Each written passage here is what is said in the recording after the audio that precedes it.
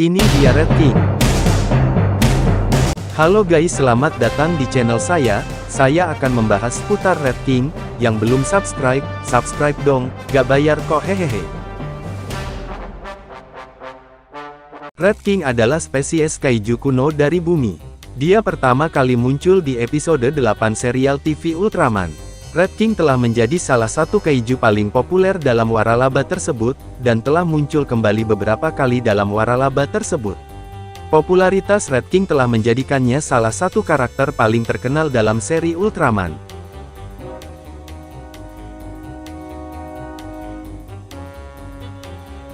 Di akhir rangkaian Ultra Ki dan sebelum dimulainya Ultraman, sebuah pertunjukan panggung disusun oleh Suburaya, menjelaskan premis dari seri Ultraman. Di dalamnya, monster Ultra Ki Garamon, Kanegon, dan M1 menyebabkan kekacauan di laboratorium peneliti monster, dan kekacauan itu semakin parah ketika Red King, yang memimpin Antelar, alien Baltan, dan Chandler menyerbu ke dalam laboratorium, dikejar oleh SSSP. Segera, Monster Ki dan Ultraman memulai perkelahian, menghancurkan sebagian besar laboratorium, sampai Ultraman tiba dan mulai melawan. Segera, seluruh pemeran monster ditenangkan oleh paduan suara anak-anak yang menyanyikan tema Ultraman. Red King pertama ditemukan di sebuah pulau terpencil yang dipenuhi monster lain, tempat sekelompok kecil ilmuwan diteror dan semua kecuali satu akhirnya terbunuh. Red King muncul bersama Magular dan Chandler. Episode ini juga menampilkan kemunculan pertama Pigmon, monster seukuran anak manusia yang ramah terhadap manusia.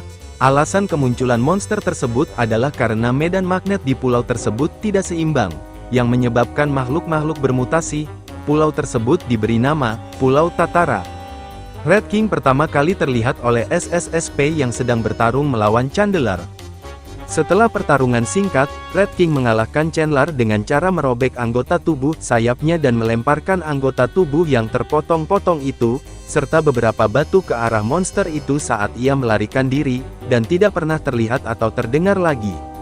Magular, monster yang menggali, selamat dari episode itu hampir tanpa diketahui, tetapi akhirnya dibunuh oleh SSSP. Red King kemudian menemukan SSSP dan Pigmon.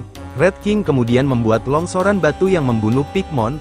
Begitu Ultraman muncul, Red King terkejut dan dikalahkan tanpa perlu Specium Beam, kecuali saat Ultraman menggunakannya pada batu yang hendak dilemparkan Red King kepadanya.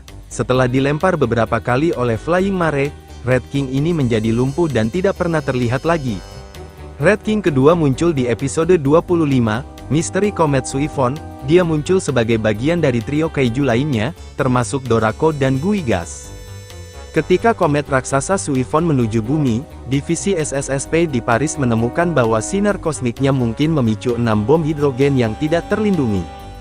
SSSP Jepang mengirim anggota Shin Hayata, Daisuke Arashi, dan Mitsuhiro Ide untuk mencari 6 bom hidrogen yang hilang di pegunungan Alpen Jepang. Tak lama setelah orang-orang itu tiba di pegunungan Alpen, Suifon telah melewati bumi, tetapi kehadirannya mengganggu kaiju Guigas, yang kemudian menjadi Dorako. Masih dalam pencarian bom yang hilang, SSSP menemukan Red King lain, Red King kedua, yang memiliki bom hidrogen yang hilang di dalam lehernya. Red King kemudian menemukan dua kaiju sebelumnya terkunci dalam pertempuran dan memutuskan untuk bergabung dalam pertarungan. Baik dia dan Guigas bersekongkol melawan Dorako dan menghajar kaiju itu tanpa ampun.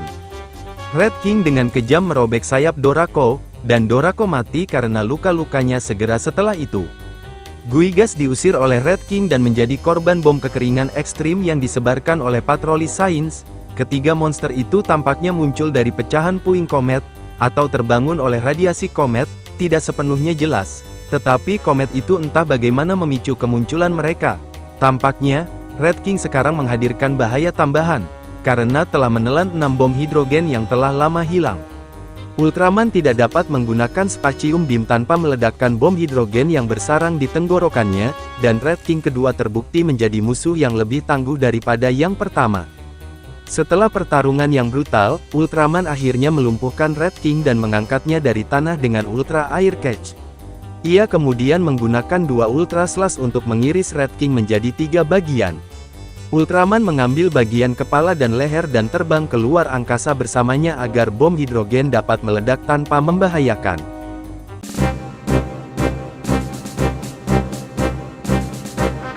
Awalnya, Red King dan Gamora akan dihidupkan kembali oleh Geronimon. Tetapi karena kostum mereka sudah terlalu sering dipakai, mereka digantikan oleh Dorako dan Teles dan nama-nama monster asli masih digunakan dalam versi bahasa Inggris Ultraman, ketika patroli sains secara keliru menyebut monster yang dihidupkan kembali itu sebagai Red King dan Gamora. Selain itu, ia muncul sebentar sebagai mainan di awal episode 37. Itulah dia beberapa info seputar Red King. Kalau kalian suka jangan lupa di like dan subscribe ya, lonceng juga jangan lupa hehehe. Sekianlah konten kali ini, sampai jumpa di seputar info selanjutnya, semoga kita sehat selalu.